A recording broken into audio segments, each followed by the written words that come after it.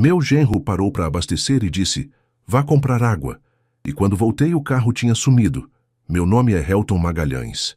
Tenho 67 anos e nunca imaginei que a vida pudesse me ensinar uma lição tão dolorosa aos 67 anos de idade. Mas foi exatamente o que aconteceu naquele sábado de novembro, numa estrada poeirenta do interior de Minas Gerais. Tudo começou de forma simples. Meu genro Rodrigo me ligou na sexta-feira à noite, dizendo que precisava buscar as crianças, meus netos Lucas e Sofia, num acampamento escolar perto de Bom Despacho. Sogro, a Patrícia está com enxaqueca e não pode ir. O senhor me acompanha amanhã? Claro que eu disse sim. Qualquer oportunidade de ver meus netos era uma bênção. Ainda mais depois que minha Carmen se foi, há 4 anos, aquelas crianças se tornaram minha razão de sorrir. Lucas com seus 7 anos cheio de perguntas, Sofia com apenas 4, toda dengosa chamando o vovô com aquela voz fininha. Se você também tem netos que iluminam sua vida, deixe um amém nos comentários. E aproveite para se inscrever no canal para não perder nenhuma história. Saímos cedo no sábado. Rodrigo passou para me buscar às 6 da manhã. Eu estava pronto desde as 5, ansioso. Coloquei na carteira os R$ 380 da minha aposentadoria que tinha acabado de sacar. Ia comprar uns presentinhos para as crianças no caminho. Peguei também meus remédios de pressão, meus documentos e, como sempre fazia, a foto da Carmen que carrego comigo para todo lugar. A viagem de ida foi tranquila. Rodrigo estava quieto, mas isso não era novidade. Ele sempre foi meio fechado comigo. Desde que casou com minha Patrícia, há 8 anos, nunca tivemos aquela proximidade que eu esperava de um genro. Minha filha sempre dizia, pai, o Rodrigo é assim mesmo, meio sério, mas ele é bom. Eu acreditava nela. Queria acreditar. Chegamos no acampamento por volta das 9 horas. O lugar era bonito, rodeado de eucaliptos, com um lago pequenininho onde as crianças tinham feito canoagem. Lucas e Sofia vieram correndo quando me viram. Vovô! Vovô! Meu coração derreteu. Abracei os dois com força. Senti o cheirinho de mato e protetor solar na pele deles. E aí, campeões? Se divertiram? Lucas começou a falar sem parar sobre a fogueira, sobre as histórias de assombração, sobre o amigo novo que tinha feito. Sofia só queria colo. Ajeitamos as mochilas no porta-malas, as crianças entraram no banco de trás e voltamos para a estrada. Era quase meio-dia quando começamos o caminho de volta para Divinópolis. O sol estava forte, típico de novembro mineiro. As crianças cochilaram logo depois que saímos. Rodrigo continuava calado. Eu tentei puxar assunto algumas vezes. As crianças adoraram, né? Ele apenas resmungou um "é". Comentei sobre o tempo, sobre a estrada, sobre uma festa junina que o padre Augusto estava organizando. Nada. Respostas monossilábicas, olhar fixo na estrada. Algo estava diferente, mas eu não conseguia identificar o quê. Rodamos mais uns 40 minutos, até que ele desviou da rodovia principal e entrou numa estrada secundária.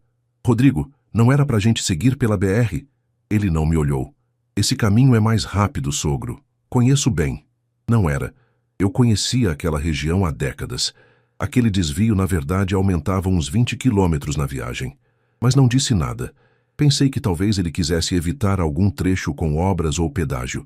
Mais 15 minutos e ele parou num posto de gasolina isolado. Era um daqueles postos pequenos de beira de estrada, com apenas 2 bombas. Uma loja de conveniência apertada e um banheiro do lado de fora. Não tinha quase ninguém, só o frentista e um caminhão parado mais à frente. Vou abastecer, Rodrigo disse, desligando o motor. As crianças continuavam dormindo no banco de trás, abraçadinhas uma na outra. Fiquei olhando para elas, pensando em como eram parecidas com a Patrícia quando pequena. Mesmos cachinhos, mesmo jeitinho de dormir com a boquinha entreaberta. Foi então que Rodrigo se virou para mim. Seu rosto estava sério, quase frio. Sogro, vai ali na loja e compra umas águas, umas 4 garrafas. Tá calor. Achei estranho. Normalmente ele pediria para o frentista trazer, mas levantei mesmo assim. Tá bom, já volto. Desci do carro, estirei as pernas, o sol batia forte no asfalto, aquele calor que faz a vista tremelicar. Caminhei até a loja, que ficava uns 20 metros de onde o carro estava parado. Entrei, o ar-condicionado velho zumbia alto. Peguei 4 garrafas de água mineral gelada, paguei com uma nota de R$ 10. A moça do caixa estava demorando para dar o troco porque a máquina tinha travado. Desculpa, seu Helton, essa máquina é uma desgraça, ela dizia enquanto batia na lateral do equipamento. Esperei paciente, sorrindo. Sem pressa, minha filha. Levei uns 3 minutos ali dentro, talvez 4. Quando saí da loja com as garrafas nas mãos, olhei para onde o carro estava.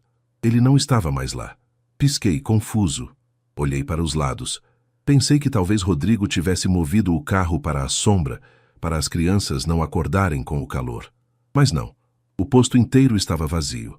Só o caminhão parado longe e o frentista guardando a mangueira da bomba. Senti o coração acelerar. Caminhei rápido até onde o carro tinha estado. Moço! Chamei o frentista. O carro que estava aqui, para onde foi? O rapaz magro, de uns 20 e poucos anos, me olhou com cara de quem não entendeu a pergunta. O Palio Prata? O rapaz saiu, ué. Pagou com cartão e vazou. Nem esperou eu dar o papel da nota. Vazou. A palavra ecoou na minha cabeça como um soco.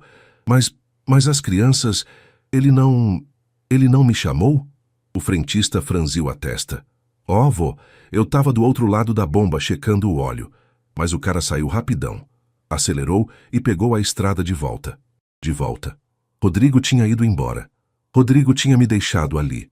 As garrafas de água escorregaram das minhas mãos e se espalharam pelo chão de concreto rachado do posto. Senti as pernas bambearem. Encostei na coluna da cobertura, tentando respirar, tentando entender. O senhor está bem? O frentista perguntou preocupado. Não, eu não estava bem.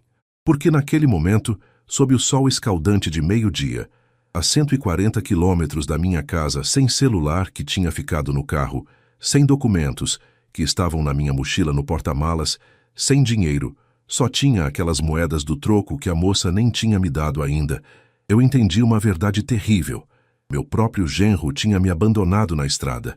Fiquei ali parado, encostado naquela coluna de concreto, tentando processar o que tinha acabado de acontecer.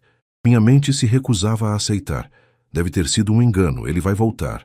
Ele só foi até ali na frente buscar algo. Ele não faria isso. Mas no fundo, uma voz fria e clara me dizia a verdade. Ele tinha feito exatamente isso. O frentista ainda estava ali, me olhando com uma mistura de pena e confusão. O senhor conhece o cara do carro? É meu genro, consegui dizer, a voz saindo fraca. Ele tá com meus netos no carro. As crianças. O rapaz arregalou os olhos. Ué, mas então ele vai voltar, né? Deve ter esquecido o senhor aqui. Esquecido, a palavra parecia tão inocente, tão improvável. Ele falou alguma coisa? Perguntei, ainda agarrado à esperança. Quando pagou, ele comentou algo? O frentista balançou a cabeça. Nada, vô. Só passou o cartão, assinou no visor e saiu. Nem olhou para mim. Olhei para a estrada vazia. A poeira que o carro tinha levantado já tinha assentado. Não havia nenhum sinal de retorno, nenhum barulho de motor se aproximando. Foi então que a realidade me atingiu com força total. Levei a mão ao bolso da calça, procurando meu celular. Vazio. O celular estava no porta-luvas do carro. Rodrigo sempre reclamava que eu deixava tocando alto demais e pedia para eu guardar lá. Minha carteira com os documentos, com o dinheiro da aposentadoria, com a foto da Carmen, tudo estava na minha mochila, no porta-malas. Tudo o que eu tinha era a roupa do corpo, o relógio velho no pulso e as poucas moedas do troco que nem tinha pegado ainda. Moço, disse para o frentista, a voz tremendo, eu posso usar o telefone daqui? Preciso ligar para minha filha. Claro, vô. Vem comigo. Ele me levou até a loja de conveniência. Minhas pernas estavam pesadas, como se cada passo custasse um esforço imenso. A moça do caixa me entregou o troco, R$ 2,50, e apontou para um telefone público grudado na parede externa, perto da porta do banheiro. Peguei as moedas com mãos trêmulas. Tentei lembrar o número da Patrícia. Meus dedos discaram. A linha chamou uma vez, 2, 3, caixa postal. Tentei de novo, mesma coisa. Tentei a casa dela, o telefone fixo que eu mesmo tinha ajudado a pagar a instalação anos atrás. Chamou, chamou, chamou. Ninguém atendeu. Encostei a testa no aparelho quente. Deus, o que eu faço? Pensei em ligar para o padre Augusto, mas não sabia o número da paróquia de cor. Pensei na minha vizinha, Dona Irene, mas também não lembrava. Depois de anos usando o celular, os números tinham sumido da minha memória. Desliguei o telefone e fiquei ali, perdido. O sol estava no auge agora. Devia ser 1 da tarde, talvez um pouco mais. O calor subia do asfalto em ondas invisíveis. Sentia a boca seca. Sede. Fome também. Não tinha comido nada desde o café da manhã às 5 horas. Voltei para dentro da loja. O ar-condicionado fraco me deu um alívio momentâneo. A moça do caixa me observava com preocupação. "O senhor conseguiu falar com alguém?" Balancei a cabeça. "Não atende. Quer que eu ligue de novo daqui a pouco? Pode ser que alguém atenda." "Por favor", murmurei. Ela me apontou um banquinho de plástico perto da geladeira de bebidas. "Senta aí, descansa um pouquinho." Sentei. Meus joelhos estalaram. Senti o peso dos 67 anos de uma forma que nunca tinha sentido antes. Fiquei olhando pela vitrine da loja para a estrada, esperando ver o carro prata aparecer no horizonte. Minutos se arrastaram. 15, 20, meia hora. Nada. Foi nesse momento que a verdade completa e inegável, se instalou no meu peito como uma pedra. Rodrigo não ia voltar. Aquilo não tinha sido um esquecimento. Tinha sido proposital. Meu genro tinha me abandonado na estrada como se eu fosse um cachorro velho, um estorvo, algo descartável. Mas por quê? O que eu tinha feito? Sempre tratei ele com respeito, mesmo quando ele me tratava com frieza. Sempre ajudei minha filha. Sempre fui presente na vida dos netos. Por que ele faria isso? Senti os olhos arderem. Não queria chorar ali, na frente de estranhos, mas a revolta, a dor, a humilhação, tudo veio de uma vez. Levantei do banquinho e saí da loja. Precisava de ar, mesmo que fosse aquele ar quente e seco. Fui até a lateral do posto, onde tinha uma sombra rala de um pé de ipê. Me encostei no tronco e pela primeira vez em 4 anos desde que perdi minha Carmen, chorei. Chorei pela traição, pela maldade gratuita, pela sensação de ser descartado pela própria família. "Carmen", sussurrei para o céu. "O que eu faço agora, meu amor? Me dá uma luz." O vento quente balançou as folhas secas do ipê. Nenhuma resposta veio. Enxuguei o rosto com a manga da camisa. Não podia ficar ali parado, me lamentando. Precisava pensar. Precisava agir. Voltei para a loja. A moça do caixa me ofereceu um copo de água. Bebi devagar, sentindo o líquido gelado descer pela garganta. "Obrigado, minha filha." "De nada. O senhor tá melhor?" "Tô tentando", respondi, forçando um sorriso fraco. O frentista entrou. "Ó, vô, eu lembrei de uma coisa. Passa ônibus aqui umas 3 vezes por dia. O próximo deve ser lá para as 5 horas. Ele vai para Divinópolis. Se o senhor quiser tentar pegar carona, sem dinheiro para a passagem, dependendo da boa vontade de alguém." "E quanto custa a passagem?" "Acho que uns R$ 16. Eu tinha R$ 2,50 no bolso. "Vô, o senhor pode tentar falar com o motorista, explicar a situação. Tem gente boa por aí." Boa. Será que ainda tinha gente boa? Naquele momento, abandonado num posto de beira de estrada, traído pelo genro, sem recursos, sem ajuda, eu me senti menor do que nunca. E uma pergunta martelava na minha cabeça. Como vou sair daqui? Como vou chegar em casa? Como vou encarar minha filha sabendo que o marido dela me jogou fora como lixo? Olhei para o relógio. 1h40. Ainda faltavam mais de 3 horas para o ônibus passar. 3 horas sob aquele sol, com fome, com sede, com o coração partido. Me sentei no banquinho de novo e fechei os olhos. "Senhor", orei baixinho, "eu sei que o Senhor não abandona ninguém. Sei que tem um propósito em tudo. Mas agora eu tô perdido. Me mostre o caminho." E ali, naquele posto esquecido de Minas Gerais, eu esperei. Esperei por um milagre, por uma resposta, por qualquer sinal de que eu não estava completamente sozinho. Fiquei mais 1 hora naquele posto. A moça do caixa, que se chamava Jéssica, tentou ligar para minha filha mais 2 vezes. Nada. Só caixa postal. O frentista Carlos me ofereceu uns biscoitos cream cracker, que ele tinha guardado para o lanche dele. Recusei a primeira vez, mas ele insistiu. "Come, vô. O senhor precisa ter força." Comi devagar, sentindo a secura do biscoito grudando no céu da boca. Bebi mais água. Jéssica não cobrou nada. "Fica tranquilo. Isso aqui é por conta da casa." A bondade daqueles dois jovens, gente simples, trabalhadora, contrastava de forma brutal com a crueldade que meu próprio genro tinha mostrado. Como duas pessoas que mal me conheciam podiam ter mais compaixão do que alguém da minha família. Às 3:30 da tarde, quando o sol já começava a inclinar, mas ainda queimava forte, eu tomei uma decisão. Carlos, a estrada que vai para Divinópolis é por ali, né? Apontei para a esquerda. É, mas é longe demais para ir a pé. Uns 20 quilômetros até a próxima cidade, Martinho Campos, e de lá ainda tem mais um tanto. Eu sei, mas não posso ficar parado aqui esperando. Se eu começar a caminhar, talvez alguém me dê carona. Ou talvez eu encontre um lugar onde eu possa pedir ajuda. Jéssica saiu de trás do balcão. Seu Helton não faz isso. Espera o ônibus das 5. Eu falo com o motorista, explico. Ele vai deixar o senhor subir, eu tenho certeza. E se ele não deixar? Vou ficar aqui até quando? Até escurecer? Eu preciso voltar para casa, minha filha. Preciso ver o que aconteceu com meus netos. Eles se entreolharam. Sabiam que eu estava certo. Carlos entrou na lojinha e voltou com um boné desbotado do posto e uma garrafinha de água cheia. Leva isso, vô. O sol tá bravo ainda. E para de vez em quando para descansar, ouviu? Se passar mal, volta para cá. Obrigado, filho. Deus abençoe vocês dois. Jéssica tinha os olhos marejados. A gente vai continuar tentando ligar para sua filha. Se ela atender, a gente conta onde o senhor tá. Acenei e comecei a caminhar.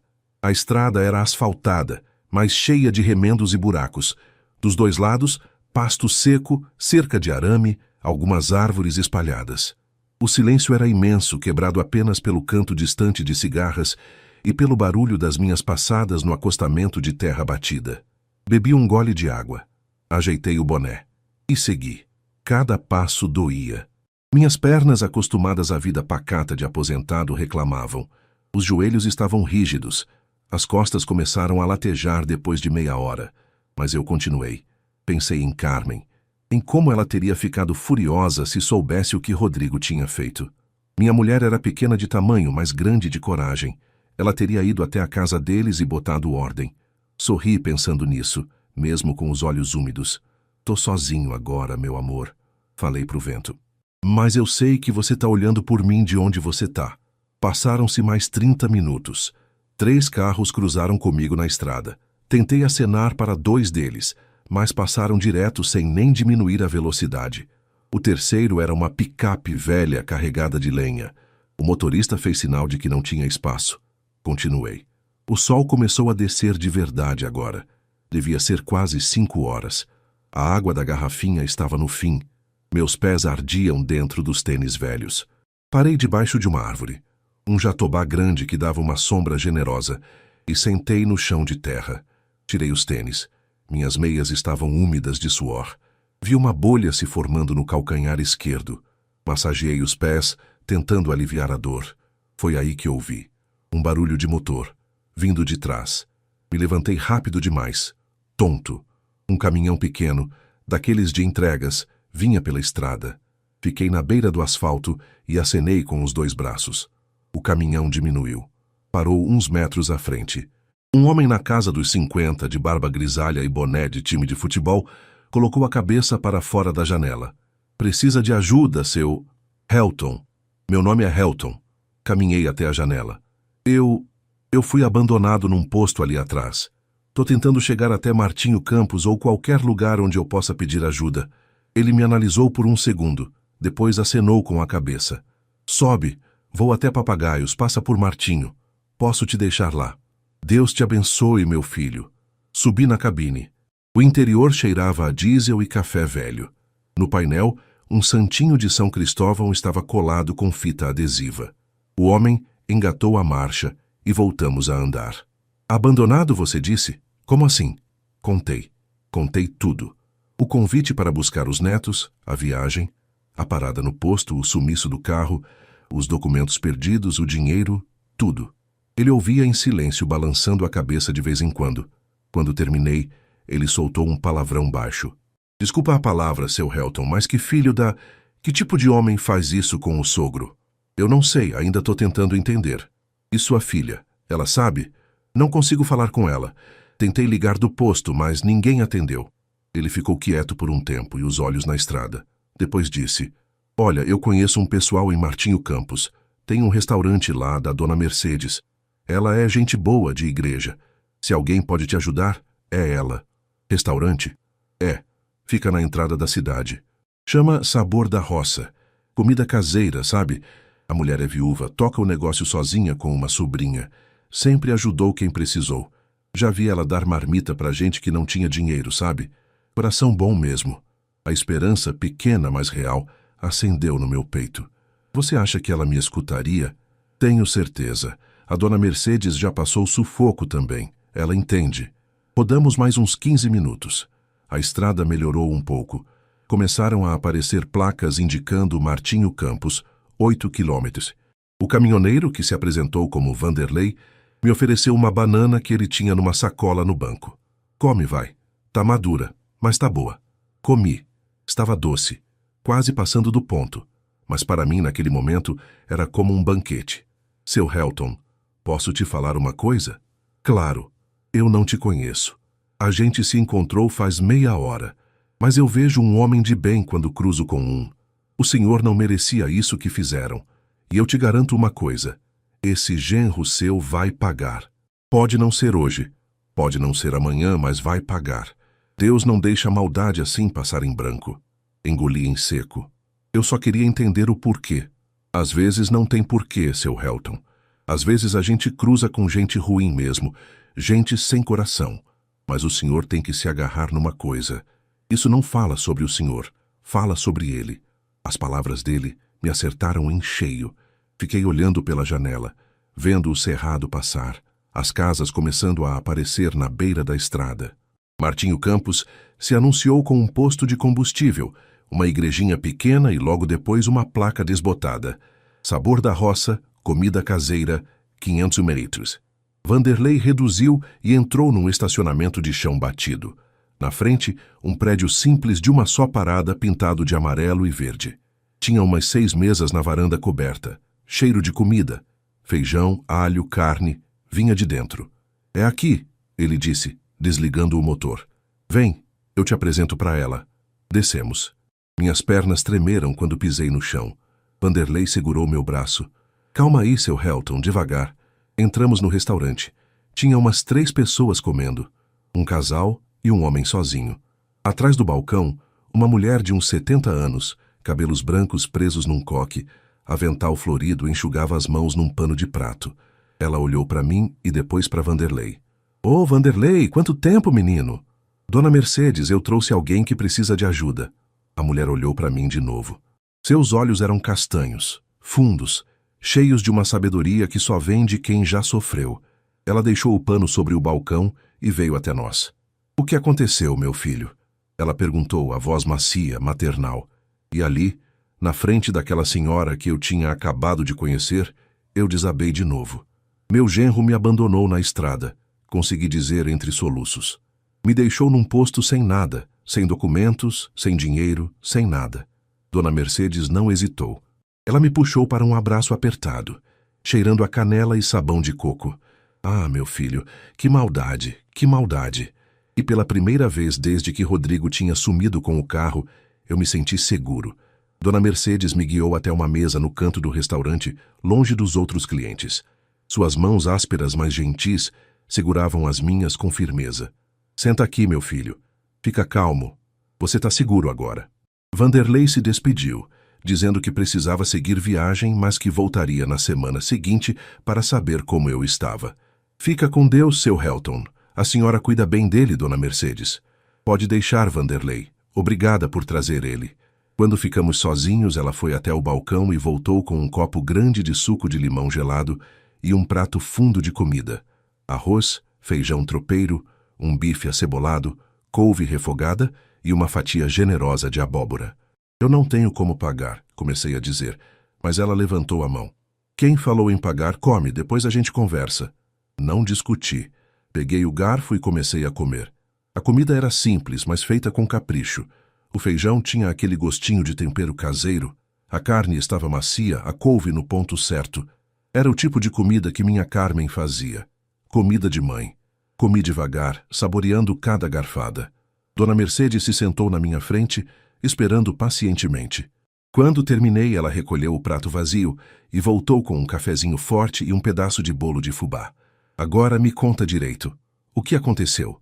Contei tudo de novo, desde o convite do Rodrigo, a viagem, o abandono no posto, a caminhada, a carona com Vanderlei. Ela ouvia sem me interromper, apenas balançando a cabeça aqui e ali, os olhos fixos nos meus. Quando terminei, ela suspirou fundo. Meu filho, eu sei exatamente como você está se sentindo. Como assim? Ela olhou para as próprias mãos, as linhas profundas marcadas pelo tempo. Há 6 anos, meu filho único fez a mesma coisa comigo. Não me abandonou na estrada, mas me roubou. Levou as economias que eu tinha guardado para minha velhice, mais de 30 mil reais.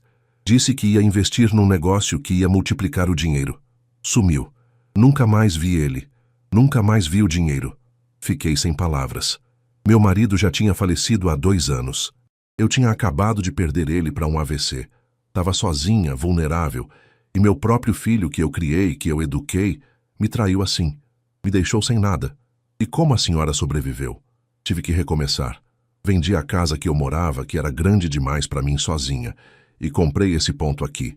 Comecei do zero. Foi difícil? Foi. Teve dia que eu chorei até não ter mais lágrima, mas eu não ia deixar a maldade dele me destruir. Então, eu levantei, sequei as lágrimas e construí isso aqui. Ela apontou para o restaurante. Não é muito, mas é meu e me dá dignidade. A senhora ainda fala com seu filho? Ela balançou a cabeça. Ele tentou voltar uma vez, uns 2 anos atrás. Estava quebrado, precisando de dinheiro de novo, mas eu disse não. Disse que perdoava ele como cristã, mas que ele não ia me usar de novo. Ele foi embora e não voltou mais. Fiquei olhando para ela, essa mulher pequena, mas forte, que tinha passado por tanta coisa e ainda assim tinha coragem de ajudar um estranho como eu. Por que a senhora me ajudou? Perguntei. A senhora não me conhece. Porque eu sei o que é ser traído por quem deveria te amar. Sei o que é se sentir descartado, como se você não valesse nada. E eu não vou deixar outro ser humano passar por isso sozinho quando eu posso fazer algo. Senti os olhos arderem de novo. Eu não sei nem como agradecer. Não precisa agradecer, meu filho. Só aceita a ajuda. Agora me diz, o que você precisa? Pensei. Preciso falar com minha filha. Preciso que ela saiba onde eu tô. E preciso voltar para casa, mas sem documentos, sem dinheiro. Vamos por partes. Você tem o número dela de cor? Tenho. Ela foi até o balcão e voltou com um celular antigo, daqueles de botão. Liga, quantas vezes precisar. Peguei o aparelho com mãos trêmulas e disquei. O telefone chamou. 1 vez, 2, 3. Alô? A voz da Patrícia, finalmente. Filha, Patrícia, sou eu. Pai, pai, graças a Deus. Onde você tá? Tô desesperada, o Rodrigo disse que... O Rodrigo me abandonou na estrada, Patrícia. Ele me deixou num posto de gasolina e foi embora com as crianças. Silêncio do outro lado. Depois um soluço. O quê? Pai, não. Não pode ser. Pode sim. Aconteceu. Ele mandou eu comprar água e quando voltei o carro tinha sumido. Levou meus documentos, meu dinheiro, tudo. Pai, eu juro que eu não sabia. Eu não sabia de nada. Ele chegou aqui com as crianças e disse que você tinha decidido ficar uns dias na casa de um primo em Bom Despacho. Eu achei estranho, mas ele jurou que era verdade. Ele mentiu, filha. Pai, eu não sei o que dizer. Cadê você agora? Tô num restaurante em Martinho Campos. Uma senhora me acolheu, me deu comida. Tô bem, fisicamente, mas preciso voltar para casa. Eu vou buscar você. Agora. Não, espera. Onde tá o Rodrigo? Ele saiu. Disse que ia resolver umas coisas. E as crianças? Tão aqui comigo. Tão bem. Tão dormindo. Respirei aliviado.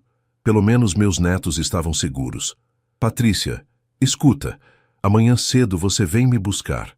Hoje já está escurecendo e você não deve dirigir sozinha à noite. Me passa o endereço depois, mas tem uma coisa que você precisa fazer agora. O quê, pai? Você precisa confrontar seu marido. Precisa descobrir por que ele fez isso. Ela chorou do outro lado da linha. Pai, eu tô com tanto medo, com tanta raiva. Eu sei, minha filha, mas você é forte. Você é filha da sua mãe. E a Carmen nunca deixou ninguém passar por cima dela. Eu vou conversar com ele quando ele voltar. Prometo. E Patrícia? Sim, eu te amo. Nada disso muda o que eu sinto por você. Você entende? Ela soluçou mais alto. Eu também te amo, pai. Me perdoa. Me perdoa por ter casado com um homem assim. Não tem nada para perdoar. Amanhã a gente conversa melhor. Agora descansa. Beija meus netos por mim. Eu beijo. Tchau, pai. Tchau, minha filha. Desliguei e devolvi o celular para Dona Mercedes. Ela tinha ouvido tudo. Sua filha não sabia? Não. Ele enganou ela também. Então ela não é culpada. É vítima, igual você. Assenti. É, mas agora eu preciso descobrir por que ele fez isso. Dona Mercedes se levantou. Por enquanto você vai descansar. Tenho um quartinho nos fundos. Não é grande coisa, mas tem uma cama, um ventilador e um banheiro. Você fica lá hoje. Amanhã sua filha vem te buscar e vocês resolvem isso. Dona Mercedes, eu não posso abusar da sua bondade. Não é abuso. É o que Cristo ensinou. Ajudar quem precisa. Agora vem. Ela me levou pelos fundos do restaurante. Havia um corredor estreito, uma cozinha industrial e, ao final, uma porta de madeira. Ela abriu. O quarto era pequeno mesmo. Uma cama de solteiro, um guarda-roupa velho, um ventilador de pé e uma janelinha que dava para o quintal. O banheiro é logo ali. Ela apontou para outra porta. Tem toalha limpa dentro do armário. Se precisar de qualquer coisa, eu tô na frente. Obrigado. Muito obrigado mesmo. Ela deu um tapinha no meu ombro. Descansa, meu filho. Amanhã é outro dia. Quando ela saiu e fechou a porta, me sentei na cama. As molas rangeram. Tirei os tênis, as meias, olhei para a bolha no calcanhar, já arrebentada. Fui até o banheiro, lavei o rosto na pia, olhei para o espelho. Um homem velho, cansado, de olhos vermelhos, me encarava de volta. Mas também vi algo mais. Vi um homem que tinha sobrevivido, que tinha encontrado ajuda quando mais precisava, que não estava sozinho. Obrigado, Senhor. Orei baixinho. Obrigado por colocar gente boa no meu caminho. Voltei para o quarto, deitei na cama e, pela primeira vez em quase 12 horas, fechei os olhos sem medo. Acordei com o canto de um galo. A luz fraca da madrugada entrava pela janelinha do quarto. Olhei para o relógio. 5:30 da manhã. Tinha dormido profundamente, um sono pesado de puro cansaço. Me levantei devagar. O corpo todo doía. As pernas latejavam, as costas estavam rígidas, o calcanhar machucado ardia. Mas eu estava vivo. Estava inteiro. Fui até o banheiro, lavei o rosto, enxaguei a boca. Não tinha escova de dentes, mas fiz o melhor que pude. Vesti os mesmos tênis, a mesma roupa do dia anterior. Era tudo que eu tinha. Abri a porta do quarto. O restaurante ainda estava fechado, mas ouvi barulho vindo da cozinha. Cheiro de café fresco e pão na chapa. Fui até lá. Dona Mercedes estava junto ao fogão, mexendo uma panela grande de caldo. Ela se virou quando me ouviu. Bom dia, meu filho. Dormiu bem? Dormi, sim. Melhor do que eu esperava. Ainda bem. Senta ali na mesa, vou te servir um café. Sentei numa mesinha pequena que ficava num cantinho da cozinha. Ela trouxe um café com leite quentinho, pão na chapa com manteiga e um pedaço de queijo Minas. A senhora acorda cedo todo dia? Perguntei. Todo dia sem falta. Comida caseira exige dedicação, meu filho. Não tem jeito. Levanto 5 horas, começo a preparar o almoço. 12:00 já tem gente chegando. Comi devagar, saboreando. A senhora é sozinha aqui? Tenho uma sobrinha que me ajuda na hora do almoço, mas de manhã sou eu mesma. Deve ser cansativo. Ela deu de ombros. Cansativo é ficar parado, se lamentando. Trabalhar dá propósito. Me mantém viva. Fiquei quieto por um momento mastigando o pão. Depois perguntei. Dona Mercedes, posso te fazer uma pergunta? Claro. A senhora já se perguntou por que as pessoas que a gente ama às vezes são as que mais machucam. Ela parou de mexer a panela e se virou para mim. Todo dia, meu filho. Todo santo dia. E sabe qual é a resposta que eu encontrei? Qual? Não é sobre amor. Quando alguém te trai, te abandona, te usa, não é porque você não foi amado o suficiente. É porque essa pessoa escolheu o interesse próprio acima de tudo. E isso não tem nada a ver com você. Tem a ver com o caráter dela. Mas eu fico pensando, será que eu falhei como sogro? Será que eu fiz algo que fez o Rodrigo me odiar assim? Helton, me olha aqui. Ela veio até a mesa e se sentou na minha frente. Você não fez nada de errado. O que ele fez não tem justificativa. Nenhuma.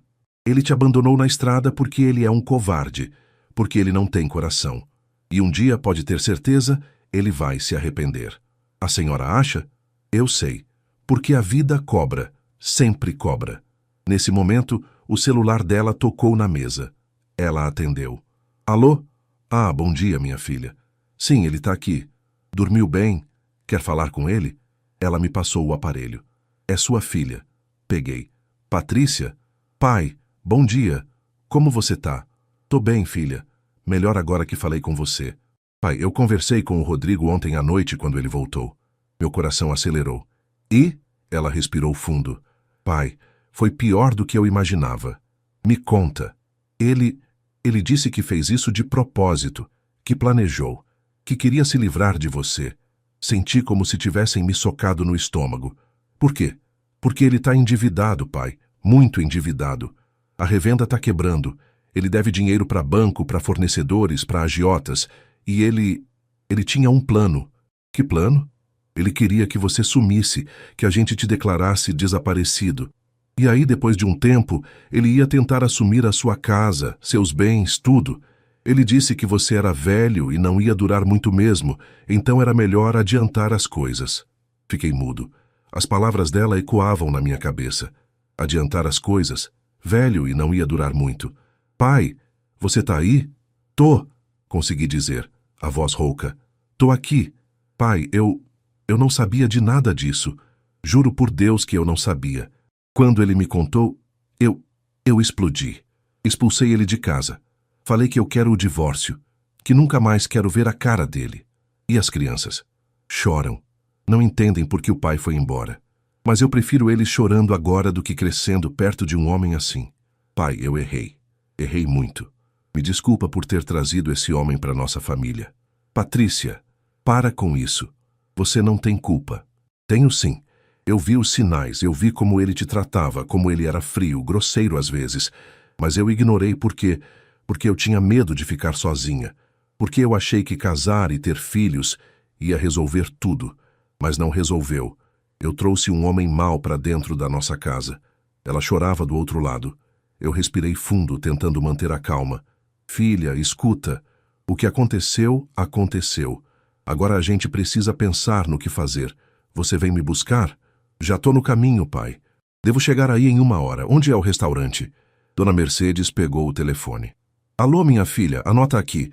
Restaurante Sabor da Roça, entrada de Martinho Campos na rodovia MG 335. Não tem erro. Qualquer um sabe indicar. Obrigada, dona, ouvi Patrícia dizer. Eu já tô saindo de Divinópolis. Vou buscar meu pai. Dona Mercedes devolveu o celular para mim. Filha? Sim, pai. Eu te amo. E a gente vai superar isso, juntos. Eu também te amo, pai. Até daqui a pouco. Desliguei. Fiquei olhando para o telefone na minha mão, processando tudo que ela tinha me contado. Rodrigo tinha planejado. Não tinha sido um impulso. Não tinha sido raiva momentânea. Ele tinha friamente decidido me abandonar na estrada, esperando que eu sumisse, que eu morresse, que eu ficasse incapaz de voltar. Tudo por dinheiro, por bens, por ganância. Dona Mercedes tocou na minha mão. Respira, meu filho. Ele queria que eu morresse. Mas você não morreu. Você está aqui, vivo. E isso significa que Deus tem planos para você ainda. Planos? Que planos? Eu sou um velho de 67 anos, aposentado, viúvo. E daí? Deus usa quem Ele quer, da idade que for. Você sobreviveu. Você encontrou ajuda. Você vai voltar para casa e você vai ser testemunha de que, mesmo nas piores traições, Deus não abandona os seus. Olhei nos olhos dela. A senhora tem tanta fé. Porque eu já passei pelo fogo, meu filho, e saí mais forte. E você também vai sair. Ficamos em silêncio por um tempo. Ela voltou para a panela, eu terminei o café. Depois de um tempo, ela falou sem se virar. Sabe o que você vai fazer quando voltar? Ainda não sei. Você vai reconstruir. Vai se cercar de quem te ama de verdade. Sua filha, seus netos. Vai deixar de lado quem não presta. E vai viver, Helton. Vai viver cada dia como uma vitória sobre o que tentaram fazer com você. Parece simples quando a senhora fala. Não é simples, mas é possível. Às 7h30, um carro parou no estacionamento do restaurante. Olhei pela janela. Era um Fiat Uno vermelho. Patrícia desceu, os olhos escondidos atrás de óculos escuros enormes. Me levantei. Dona Mercedes tocou no meu ombro. Vai, meu filho. Sua filha está te esperando. Obrigado, Dona Mercedes, por tudo. Quando eu me acertar, eu volto aqui e pago tudo que a senhora gastou comigo. Não precisa. Precisa sim. E eu vou voltar. Prometo.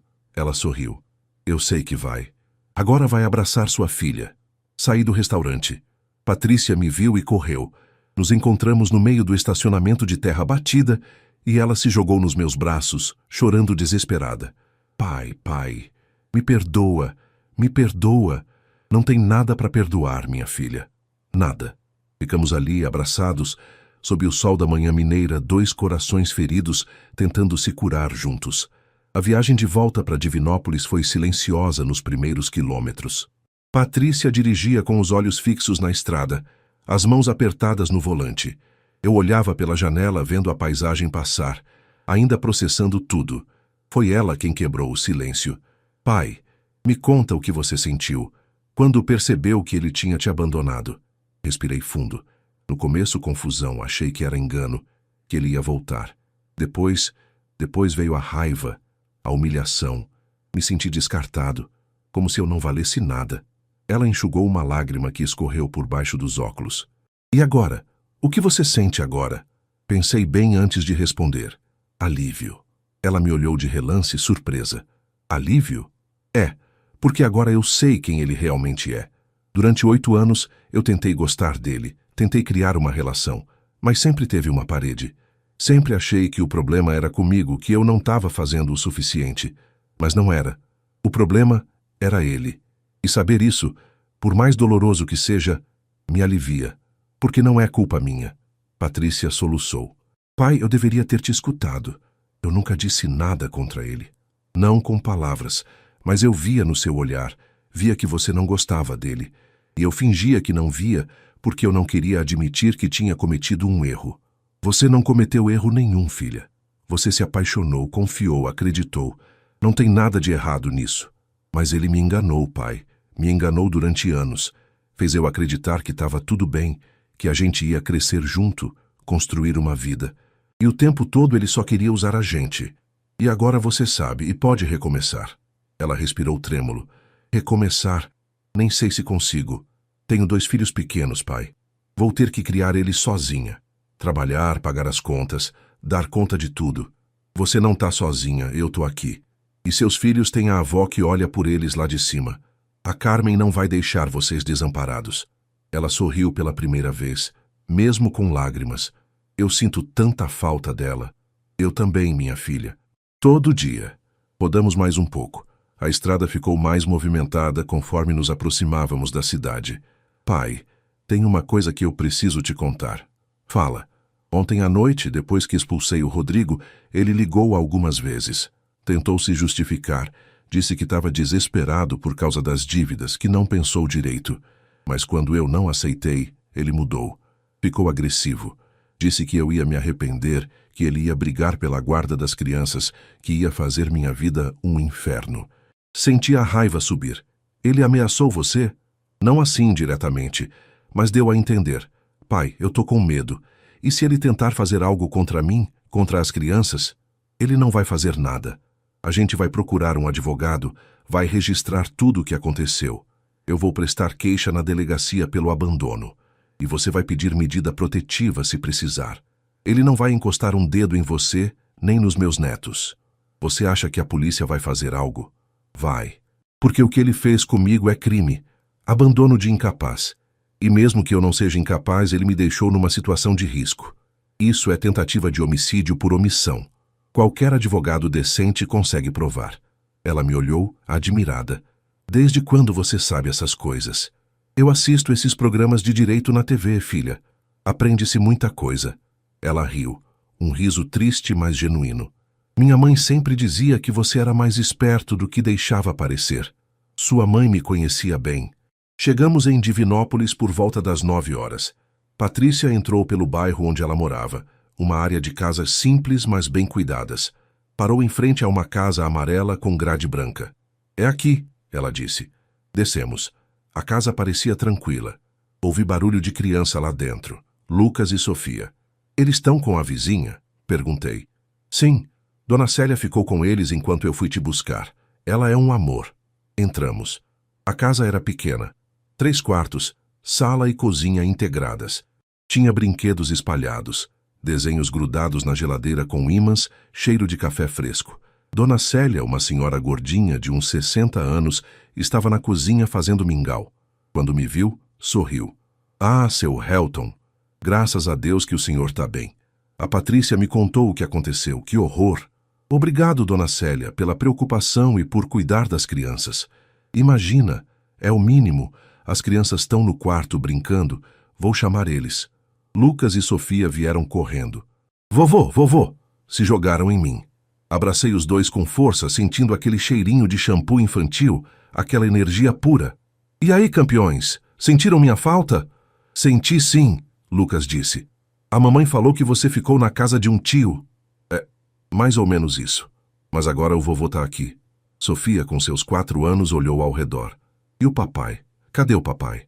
Patrícia se agachou na altura dela. Filha, o papai teve que viajar a trabalho. Vai ficar um tempo fora. Quando ele volta? Ainda não sei, amor, mas por enquanto é eu, você, o Lucas e o vovô, tá bom? Sofia pareceu aceitar, mas Lucas, mais velho, me olhou com uma expressão que dizia que ele sabia que tinha algo errado. Crianças sentem essas coisas. Dona Célia se despediu, dizendo que se precisássemos de qualquer coisa, era só chamar. Ficamos os 4, eu, Patrícia e as crianças. Sentei no sofá, cansado. As crianças se acomodaram do meu lado, uma de cada lado, querendo atenção. Patrícia foi fazer café. Lucas, depois de um tempo, perguntou baixinho, Vovô, o papai foi embora? Olhei para ele, aqueles olhinhos espertos, já desconfiados. Por que você acha isso, campeão? Porque a mamãe chorou muito ontem, e eu ouvi ela gritando com o papai. Suspirei. Não podia mentir para ele. Olha, Lucas, às vezes os adultos brigam, e às vezes eles precisam ficar separados um tempo.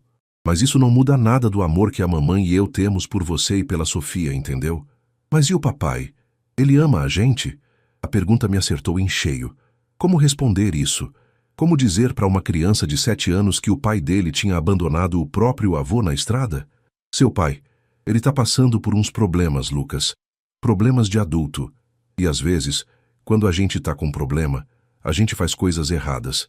Mas vocês dois, você e a Sofia, são inocentes e merecem todo o amor do mundo. Ele ficou quieto, pensativo. Depois disse, eu gosto mais de você do que do papai mesmo. Meu coração apertou. Não diz isso, campeão. Mas é verdade. O papai nunca brinca comigo. Você sempre brinca. Abracei ele. Não sabia o que dizer. Patrícia voltou com o café. Sentou numa cadeira em frente ao sofá. Pai, a gente precisa resolver umas coisas hoje. Eu sei. Primeiro, preciso ir na delegacia. Fazer um boletim de ocorrência. Eu te levo. Depois a gente passa no cartório. Tira a segunda via dos seus documentos. E eu preciso sacar dinheiro. Meu cartão tá na carteira que ficou no carro do Rodrigo. Eu pago tudo que você precisar por enquanto, pai. Não se preocupa. Obrigado, filha. Ficamos planejando o resto do dia. Às 10 horas deixamos as crianças com Dona Célia de novo e fomos para a delegacia. O delegado, um homem de meia idade chamado Dr. Fernando, me ouviu atentamente. Anotou tudo, fez perguntas, pediu para eu descrever o local, o horário, as circunstâncias. Seu Helton, o que o genro do senhor fez é crime. Abandono de pessoa em situação de risco. E considerando a idade do senhor e a distância, isso se agrava. Vou instaurar um inquérito. E o que acontece com ele? Se for provado, pode pegar de 6 meses a 3 anos, além de responder civilmente por danos morais. Assenti. Não sentia prazer em imaginar Rodrigo preso. Mas também não podia deixar passar impune. Saímos da delegacia. Patrícia estava pálida. Pai, eu me sinto horrível. Eu casei com um criminoso. Você não sabia, Patrícia, mas deveria ter desconfiado. Para, chega. Agora a gente segue em frente. Fomos no cartório, demos entrada na segunda via dos meus documentos. Passamos no banco, bloqueei meu cartão antigo e pedi um novo. Almoçamos num restaurante simples perto da rodoviária. E ali, com minha filha na minha frente, dividindo um prato de comida caseira, eu senti algo que não sentia há muito tempo. Esperança. Esperança de que, apesar de tudo, a gente ia ficar bem. Nos dias seguintes, a notícia do que Rodrigo tinha feito se espalhou pela cidade. Divinópolis é grande, mas os bairros funcionam como pequenas comunidades onde todo mundo se conhece. E em comunidade, notícia corre rápido. Dona Irene, minha vizinha de sempre, foi uma das primeiras a aparecer na casa da Patrícia. Ela trouxe uma travessa de lasanha e abraçou forte. Seu Helton, graças a Deus que o senhor está bem. Quando a Patrícia me contou, eu não acreditei. Que maldade! Depois dela vieram outras. Dona Carminha, da mercearia da esquina. Seu Valdir, o aposentado que jogava dominó comigo aos domingos. Até o padre Augusto apareceu, com aquele jeito calmo dele, trazendo uma Bíblia e palavras de conforto. Helton, meu filho, Deus permitiu que você passasse por isso por algum motivo, e eu vejo que o motivo foi te mostrar quem realmente importa na sua vida.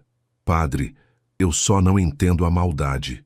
Nem eu, meu filho, mas sei que Deus não desampara os seus, e você é prova viva disso. A paróquia inteira ficou sabendo. No domingo, durante a missa, Padre Augusto fez uma oração especial por mim, sem mencionar nomes, mas pedindo proteção para um filho desta comunidade que sofreu grande injustiça, mas foi acolhido pela providência divina. Senti os olhares, alguns de pena, outros de solidariedade, alguns poucos de curiosidade mórbida, mas a maioria era de apoio genuíno. Depois da missa, várias pessoas vieram falar comigo. Me abraçaram, disseram que estavam orando, ofereceram ajuda. Patrícia, ao meu lado, chorava discretamente.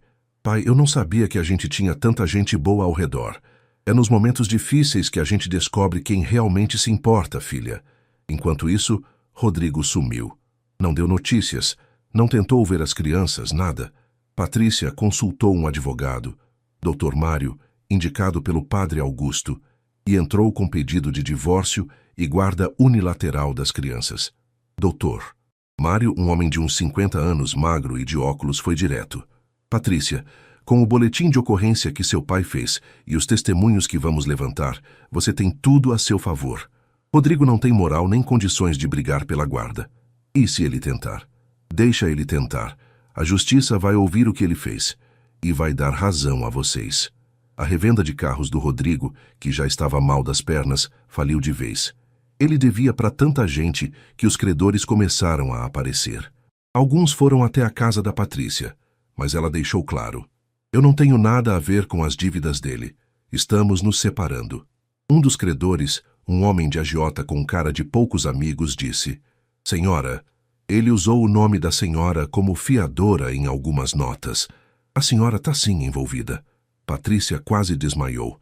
Dr. Mário entrou em ação, investigou e descobriu que Rodrigo tinha falsificado a assinatura dela em alguns documentos. Mais um crime na conta dele.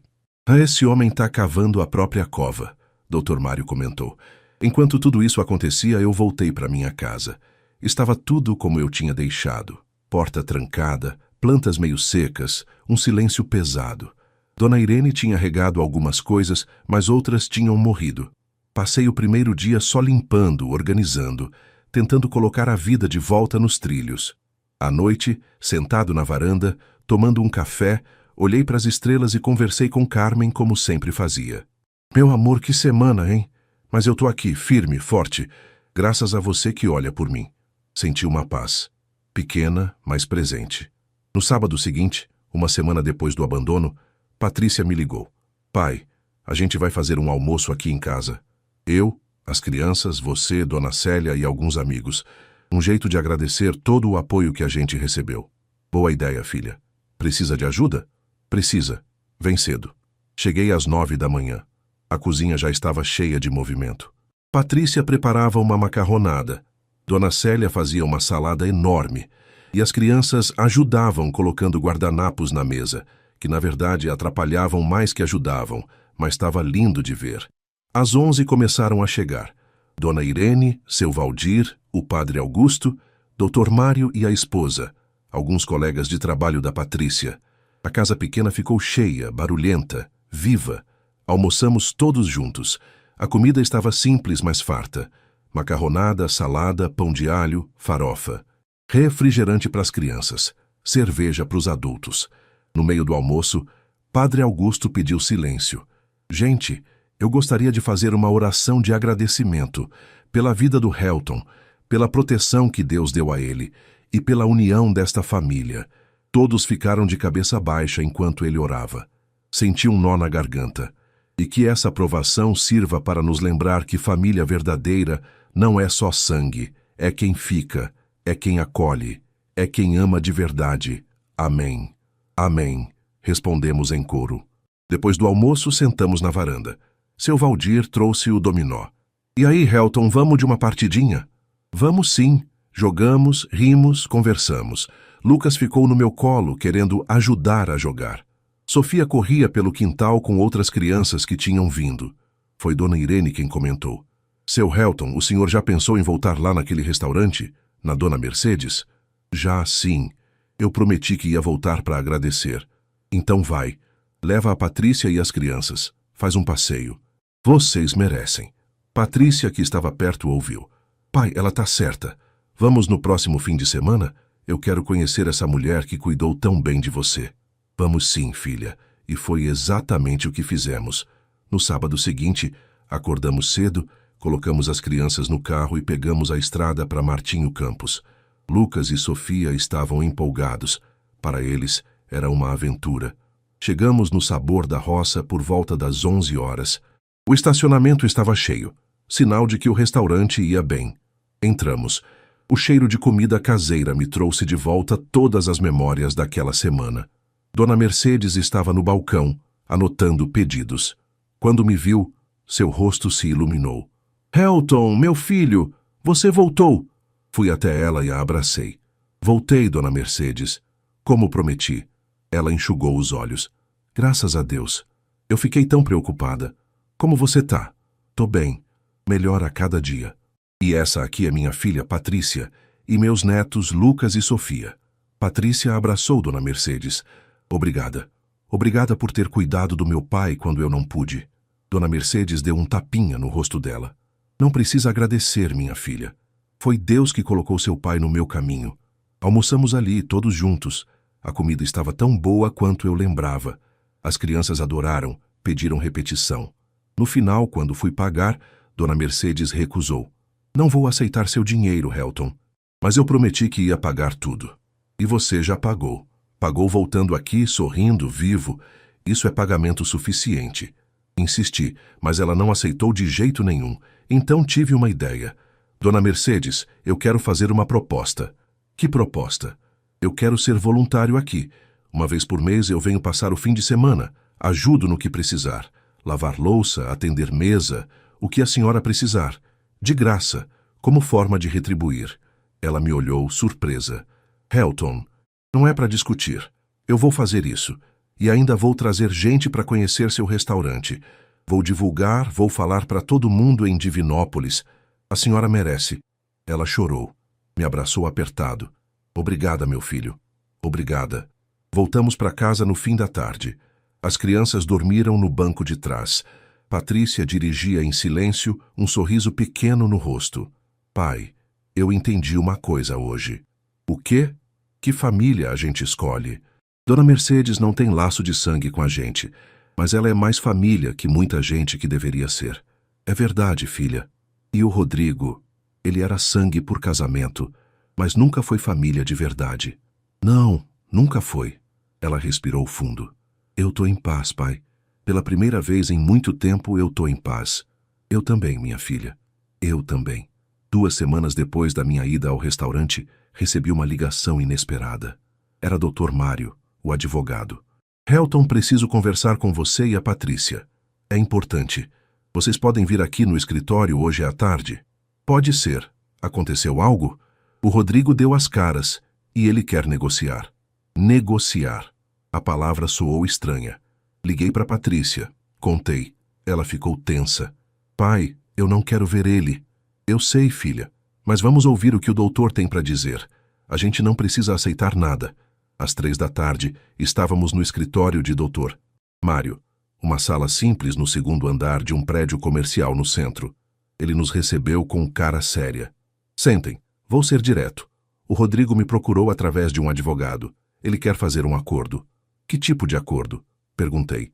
Ele se propõe a assinar o divórcio sem contestação, abrir mão da guarda das crianças e se comprometer a pagar pensão se vocês retirarem a queixa-crime. Patrícia bufou. Ele tá louco? Depois do que ele fez com meu pai? Dr. Mário levantou a mão. Eu sei que parece absurdo, mas vejam, ele tá desesperado. A investigação policial tá avançando. Tem testemunhas, tem provas. Ele sabe que pode pegar cadeia, então tá tentando negociar para sair dessa. E você acha que a gente deve aceitar? Perguntei. Não cabe a mim decidir, Helton, mas posso dar minha opinião profissional? Por favor. Olha, a justiça criminal no Brasil é lenta, muito lenta. Mesmo com provas, pode levar anos até chegar numa sentença. E mesmo condenado, dependendo da pena, ele pode recorrer, ficar em regime aberto e por aí vai. Enquanto isso, vocês vão ficar presos nesse processo, indo em audiências, prestando depoimentos, revivendo a dor. Patrícia cruzou os braços. Então você está dizendo que a gente deve deixar ele sair impune? Não, ele não vai sair impune. A vida já está cobrando dele.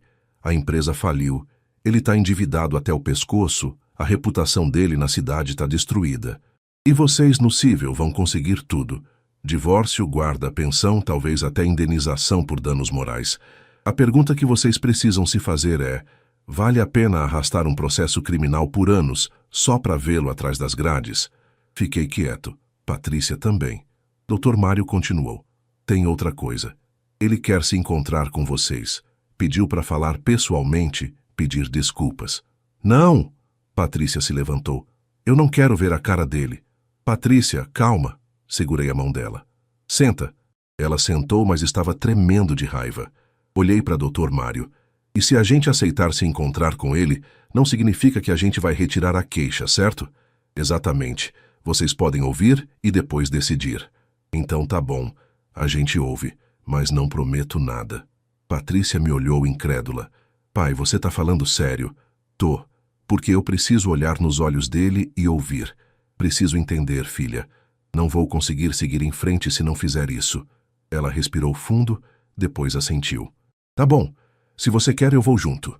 O encontro foi marcado para o dia seguinte no próprio escritório de Dr. Mário, território neutro.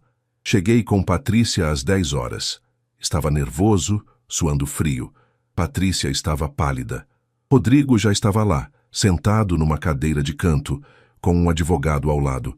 Quando nos viu entrar, se levantou. Ele estava diferente. Magro, olheiras fundas, barba por fazer, roupa amarrotada. Parecia ter envelhecido 10 anos em 3 semanas. Patrícia... Helton... Começou a voz fraca. Patrícia levantou a mão. Não, você não fala nossos nomes como se fossem normais. Você não tem esse direito. Ele abaixou a cabeça. Dr. Mário indicou as cadeiras. Vamos sentar. Rodrigo, você pediu esse encontro. Fala o que tem para falar. Rodrigo respirou trêmulo. Olhou para mim primeiro. Seu Helton, eu não tenho desculpa para o que eu fiz. Foi a coisa mais baixa, mais covarde que eu poderia ter feito. E eu sei que pedir perdão não apaga nada. Mas eu peço perdão. Fiquei calado, apenas olhando. Ele continuou. Eu estava desesperado, devo mais de 200 mil reais. Agiota no meu pé, ameaçando minha família. Eu pensei que se o senhor sumisse, eu conseguiria usar a casa do senhor como garantia de alguma dívida. Ou vender. Sei lá. Eu não estava pensando direito. Você pensou sim, eu disse, a voz firme. Você planejou. Não foi impulso. Você escolheu aquela estrada, aquele posto. Você me mandou descer do carro sabendo que ia me abandonar. Ele fechou os olhos. É verdade. E você achou o quê? Que eu ia morrer ali? Que eu ia desaparecer? Eu não pensei no que ia acontecer. Só pensei em mim. Patrícia explodiu. Você nunca pensou em ninguém além de você. Nunca. Eu passei 8 anos tentando construir uma família e você só pensava nos seus negócios, no seu dinheiro, na sua ambição. Eu sei, Patrícia. Eu fui um marido horrível. E um genro pior ainda. Você foi um monstro, ela gritou, as lágrimas escorrendo. Você abandonou meu pai que nunca te fez mal nenhum. que sempre te respeitou, mesmo você sendo frio e grosseiro. Rodrigo chorou. Pela primeira vez, ele chorou na frente dela. Me desculpa. Eu destruí tudo, eu sei. Mas eu não quero que meus filhos cresçam me odiando. Por isso eu tô aqui, para tentar, de alguma forma, consertar um pouco do estrago. Dr. Mário interveio. Rodrigo trouxe a proposta dele por escrito. Divórcio consensual, com ele abrindo mão de qualquer disputa de bens ou guarda. Pensão alimentícia de um salário mínimo mensal, que ele vai pagar mesmo desempregado. Ele vai buscar bicos, qualquer trabalho. E ele pede para retirar a queixa-crime. Patrícia bufou. Um salário mínimo para 2 crianças? O advogado de Rodrigo, que até então estava quieto, falou. Senhora, é o que ele consegue. Ele está falido. Não tem mais nada. Então que vá trabalhar de verdade. Que seja pedreiro, faxineiro, qualquer coisa. Mas que assuma a responsabilidade pelos filhos dele. Eu vou, Rodrigo disse. Eu juro que vou. E sobre as dívidas que eu falsifiquei seu nome, eu vou assumir. Vou dizer para o juiz que foi falsificação. Você não vai ficar devendo nada. Fiquei olhando para ele. Naquele homem destruído, eu via o que a ganância fazia com as pessoas. Via o que acontecia quando alguém colocava dinheiro acima de tudo. Mas também via algo mais. Via arrependimento. Não o arrependimento de quem foi pego, mas de alguém que finalmente tinha entendido o tamanho da merda que tinha feito. Rodrigo, eu disse me inclinando para frente, eu vou te fazer uma pergunta. E eu quero a verdade. Pode perguntar. Você realmente se arrepende? Ou só está com medo de ir preso? Ele me encarou. Demorou para responder. As 2 coisas. Eu tenho medo, sim, mas também me arrependo. Porque eu olho para o que eu fiz e não reconheço quem eu virei. Eu não era assim, não sempre. Mas as dívidas, a pressão, o desespero me transformaram num monstro. E eu odeio o que eu me tornei. E seus filhos? Você quer vê-los? Eu quero. Mas sei que eles são pequenos que não vão entender. E sei que eu não mereço. Mas quando eles crescerem, eu quero poder olhar para eles e dizer que, no final, eu tentei fazer o certo. Patrícia enxugou os olhos. Olhou para mim. Pai, o que você acha? Respirei fundo. Eu acho que a justiça de Deus é mais forte que a dos homens. E que esse homem aqui já está sendo julgado pela própria consciência. Vai sofrer mais com isso do que com qualquer cadeia. Rodrigo me olhou surpreso. Continuei. Mas eu não vou retirar a queixa agora. Vou deixar o processo seguir. Se você realmente está arrependido, se você realmente vai honrar essa pensão, cuidar de alguma forma dos seus filhos mesmo de longe, então daqui a um tempo talvez eu retire. Mas você vai ter que provar. Eu provo. Eu juro que provo. E Patrícia, a decisão final é sua. Ele é o pai dos seus filhos, não meu genro mais. Ela ficou quieta por um longo momento. Depois disse, eu aceito o divórcio. Aceito a guarda. Aceito a pensão. Mas se você atrasar 1 mês, eu volto na justiça. E você não vai ver as crianças agora. Quando elas forem maiores, se elas quiserem te conhecer, aí é com elas. Mas por enquanto, você fica longe. Rodrigo assentiu, engolindo em seco. Tá bom. É mais do que eu mereço. Dr. Mário preparou os papéis. Todos assinamos. O divórcio seria homologado em algumas semanas. Quando terminamos, Rodrigo se levantou para sair. Antes ele se virou para mim. Seu Helton, o senhor é um homem melhor do que eu jamais vou ser. Obrigado por me dar uma chance de tentar ser menos pior. Eu apenas acenei. Ele saiu. Patrícia desabou no meu ombro chorando. Acabou, pai. Acabou. Acabou, minha filha. Agora a gente reconstrói. Os meses seguintes foram de cura. Lenta, dolorosa às vezes, mas constante. Patrícia voltou a dar aulas na escola municipal. As crianças, Lucas e Sofia, se adaptaram à nova rotina. Casa, escola, finais de semana com o vovô. Aos poucos, pararam de perguntar pelo pai. Era triste, mas também era alívio. Rodrigo, surpreendentemente, cumpriu o prometido. Todo dia 5 do mês a pensão caía na conta. Ele conseguiu um emprego como vendedor numa loja de materiais de construção. Humilde, mas honesto. Não tentou contato com as crianças, respeitou o combinado. Eu mantive minha promessa com Dona Mercedes. Uma vez por mês pegava o ônibus até Martinho Campos e passava o fim de semana ajudando no restaurante. Lavava louça, atendia mesas, conversava com os clientes. E, curiosamente, aquilo me fazia bem. Me sentia útil. necessário. Dona Mercedes e eu viramos grandes amigos. Ela me contava histórias da vida dela, eu contava as minhas. Passamos horas na varanda do restaurante, depois que fechava, tomando café e olhando a estrada. Sabe, Helton, a gente não escolhe o que acontece com a gente, mas escolhe como reage. É verdade. E eu escolhi não deixar a maldade do Rodrigo me destruir. E fez bem, porque se você deixasse, ele teria vencido. Em Divinópolis, a vida voltou ao normal. Ou melhor, a um novo normal. Eu frequentava a missa todo domingo, jogava dominó com os amigos, cuidava do jardim. Patrícia começou a sair mais, aceitou alguns convites para cafés com colegas de trabalho. Aos poucos, vi ela voltando a sorrir. As crianças cresciam. Lucas entrou no 2º ano, estava lendo melhor, fazendo perguntas mais complexas. Sofia continuava dengosa, mas também mais esperta a cada dia. Um dia Lucas me perguntou: "Vovô, você não fica triste que o papai foi embora?" Olhei para ele. Fico triste que ele fez escolhas ruins, mas não fico triste que ele não está mais aqui, porque agora vocês têm mais paz. A mamãe não chora mais todo dia. Pois é, ela está melhor. E você, vovô, você está melhor? Sorri. Tô sim, campeão. Cada dia melhor. 6 meses depois do abandono, recebi uma ligação. Era um número desconhecido. Alô? Helton? É o Vanderlei, o caminhoneiro que te deu carona. Vanderlei, como você tá, rapaz? Tô bem, passei aí em Divinópolis hoje e queria te ver, pode? Claro, vem aqui em casa. Ele chegou no fim da tarde, tinha um sorriso largo no rosto. E aí, Helton? Como estão as coisas? Contei tudo. O divórcio da Patrícia, a pensão, a minha rotina no restaurante da Dona Mercedes, as crianças crescendo. Ele ouvia balançando a cabeça. Cara, você é um exemplo. Muita gente teria se afundado em ódio, em revolta.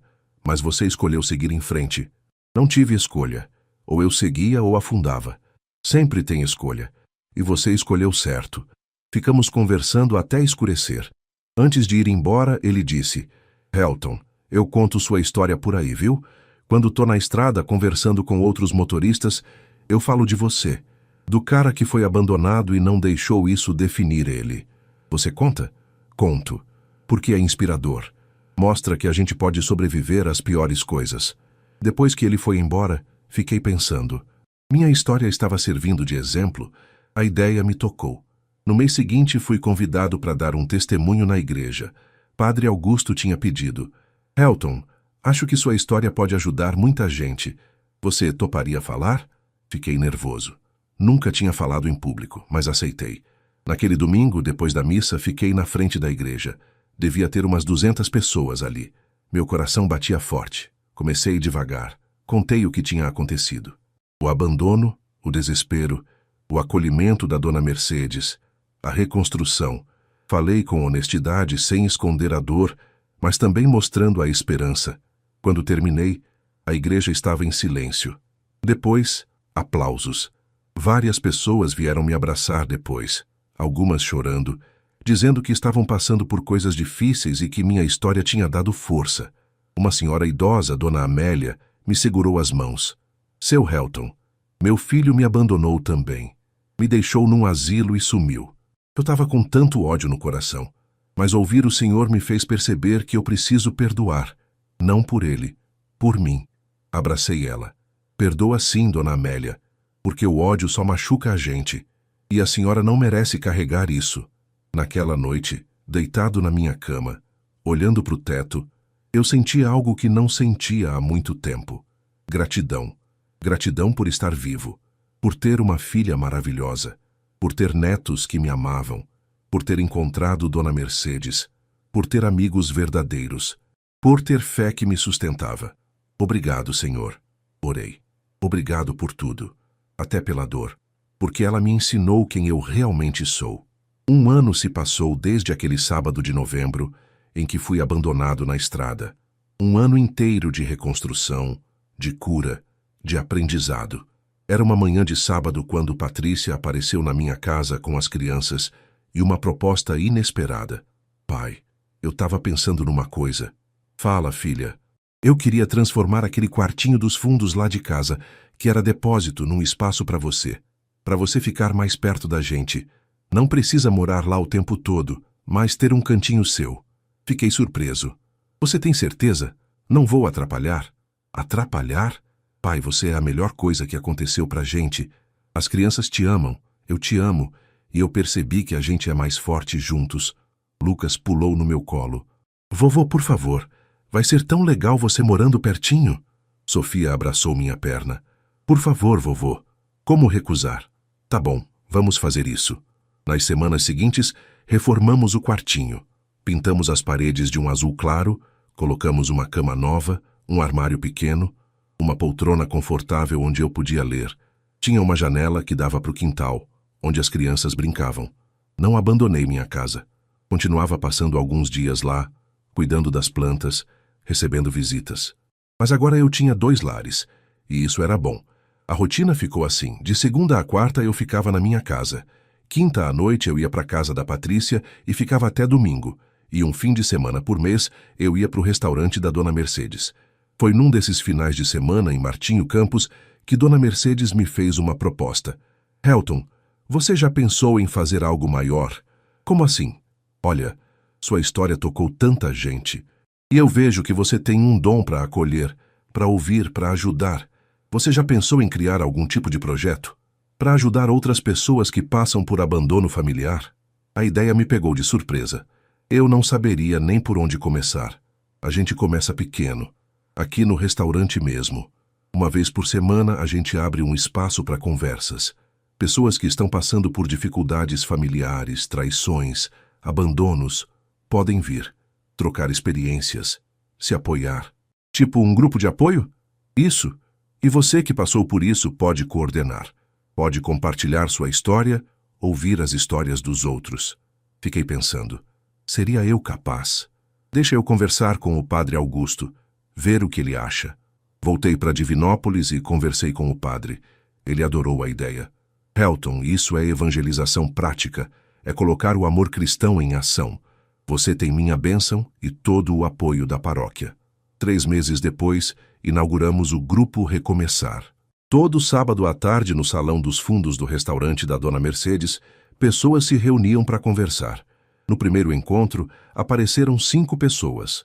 Uma senhora que tinha sido abandonada pelos filhos num asilo. Um senhor cujo irmão tinha roubado a herança dele. Uma mulher traída pelo marido depois de 30 anos de casamento. Um jovem expulso de casa pelos pais por ser gay. E um homem de meia-idade que tinha sido enganado pelo melhor amigo num negócio. Histórias diferentes, mas com algo em comum. A dor da traição por pessoas que deveriam amar e proteger. Eu comecei compartilhando minha história. Todos ouviram em silêncio. Quando terminei, a sala estava carregada de emoção. Eu não sei se tenho respostas para a dor de vocês, eu disse, mas eu sei que juntos a gente consegue carregar o peso e que não tá sozinho, porque eu tô aqui e vocês estão aqui. E isso já é um recomeço. Um por um, eles compartilharam, choraram, desabafaram. E no final algo mágico aconteceu. Eles se abraçaram. Estranhos que 2 horas antes não se conheciam, agora se abraçavam como irmãos na dor. Dona Mercedes serviu café e bolo. A conversa continuou, mais leve agora. Trocaram telefones, prometeram voltar na semana seguinte. Quando todos foram embora, Dona Mercedes me abraçou. Você viu o que aconteceu ali? Você deu esperança para aquelas pessoas. A gente deu, Dona Mercedes. Eu sozinho não faria nada. Nas semanas seguintes, o grupo cresceu. 10 pessoas, 15, 20. O boca a boca espalhou. Gente de Martinho Campos, de cidades vizinhas, até de Divinópolis começou a aparecer. Padre Augusto criou um grupo similar na nossa paróquia. Outros padres e pastores de igrejas evangélicas da região pediram para replicar a ideia. O Recomeçar virou um movimento. Recebi uma ligação do jornal local. Queriam fazer uma matéria sobre mim. Aceitei, mas com uma condição. Não falem só de mim. Falem do grupo. Falem da Dona Mercedes. Falem de todas as pessoas que estão se ajudando mutuamente. A matéria saiu numa terça-feira. Aposentado cria grupo de apoio após ser abandonado pelo genro na estrada. Teve foto minha, da Dona Mercedes, de alguns participantes do grupo, com permissão deles. O impacto foi imediato. Meu telefone não parou de tocar. Gente querendo saber como participar, outros querendo criar grupos similares em suas cidades. Uma rádio me convidou para dar uma entrevista. Um programa de TV regional também. Eu, Helton Magalhães, aos 68 anos, virei uma espécie de porta-voz dos esquecidos, dos abandonados, dos traídos. Mas eu não deixei isso subir a cabeça. Continuei simples. Continuei sendo o vovô do Lucas e da Sofia. Continuei lavando louça no restaurante da Dona Mercedes. Continuei jogando dominó com o seu Valdir aos domingos. Num desses domingos, depois do jogo, seu Valdir me disse: Helton, você virou um exemplo para a cidade toda, sabia? Ah, para com isso. É sério. Você pegou a pior coisa que podia ter acontecido e transformou em algo bom. Isso é raro. Eu só fiz o que tinha que fazer, sobreviver. Não, você fez mais que sobreviver. Você viveu e ajudou outros a viver também. Naquela noite, na varanda da minha casa, olhando para o céu estrelado, conversei com Carmen como sempre fazia. Meu amor, você acredita no que aconteceu? Eu que sempre fui tão quieto, tão na minha, agora estou ajudando tanta gente. Se você tivesse aqui, ia ficar orgulhosa. O vento balançou as folhas do ipê no quintal. Senti como se ela estivesse dizendo: eu sempre soube que você era capaz. 2 semanas depois, recebi uma ligação que me deixou sem chão. Era Rodrigo. Seu Helton, eu sei que eu não tenho direito de ligar, mas eu precisava falar com o senhor. Fiquei em silêncio por um momento. Depois disse: fala, eu vi a matéria no jornal, vi o que o senhor está fazendo, e eu queria dizer que o senhor me inspira. Mesmo depois de tudo que eu fiz, o senhor escolheu ajudar pessoas. Isso é maior do que eu consigo entender. Rodrigo, por que você está ligando? Porque eu estou fazendo terapia, estou tentando me consertar. E meu psicólogo disse que eu preciso fazer reparações. Não só pedir perdão, mas tentar reparar. E eu queria saber se tem alguma forma de eu ajudar. No seu grupo, no restaurante, em qualquer coisa. Eu sei que não mereço, mas...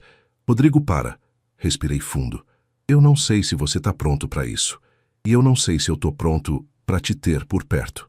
Eu entendo. Desculpa ter ligado. Mas, continuei, eu não vou te impedir de mudar. Se você realmente quer ser melhor, então trabalha nisso. Na sua terapia, na sua vida.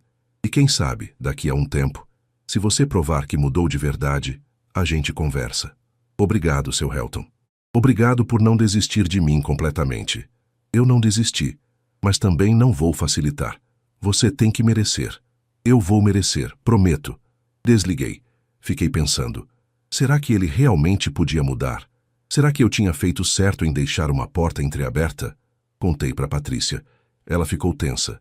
Pai, não confia nele. Não confio. Mas também não vou fechar todas as portas. Se ele realmente mudar, se provar ao longo de anos, aí a gente vê. Mas por enquanto, ele fica longe. Ela concordou, mas eu vi a dúvida nos olhos dela. Os meses continuaram passando. O grupo Recomeçar se fortaleceu. Algumas pessoas que participavam nos primeiros encontros agora ajudavam a coordenar. Viramos uma rede de apoio real, concreta. Dona Mercedes, com a visibilidade que o restaurante ganhou, conseguiu ampliar o negócio. Contratou mais 2 funcionárias. O lugar vivia cheio. Helton, você trouxe sorte para mim, ela brincou um dia. Não foi sorte, foi trabalho e coração. Foi Deus, ela corrigiu. Deus nos juntou naquele dia por um motivo. Foi mesmo. Lucas e Sofia cresciam. Lucas já tinha 9 anos, Sofia 7. Eles sabiam da história do avô. Patrícia tinha contado de forma suave, adequada para a idade deles. E eles tinham orgulho. Meu vovô ajuda pessoas, Lucas dizia para os amigos na escola. Uma noite Sofia me perguntou: vovô, você é herói? Ri. Não, minha flor. Sou só um velho que fez o que tinha que fazer. Mas você ajuda as pessoas, igual super-herói. Abracei ela. Se você acha, então talvez eu seja um pouquinho. No aniversário de 2 anos do abandono, fiz uma festa no restaurante da Dona Mercedes. Convidei todo mundo. O grupo Recomeçar, os amigos de Divinópolis, Padre Augusto, Dr. Mário, Vanderlei, que veio de surpresa, Patrícia e as crianças. Foi lindo. Tinha comida farta, música ao vivo, violão e sanfona de uns amigos da região, risadas, abraços. No final da noite pedi a palavra. Gente, eu só queria agradecer. Há 2 anos eu achei que minha vida tinha acabado. Achei que não tinha mais propósito. Mas vocês me mostraram que eu estava errado. Cada um de vocês me deu um motivo para continuar. E agora eu vejo que aquele dia horrível na estrada foi, na verdade, o começo de algo novo. Obrigado por fazerem parte dessa jornada comigo. Aplausos, abraços, lágrimas. Dona Mercedes se levantou e disse: Helton, você transformou dor em amor. E isso é a coisa mais bonita que eu já vi. Quando todos foram embora, fiquei sozinho na varanda do restaurante como tantas vezes fazia. Olhei para a estrada, aquela mesma estrada por onde eu tinha caminhado ferido e perdido 2 anos atrás. Mas agora eu não estava mais perdido.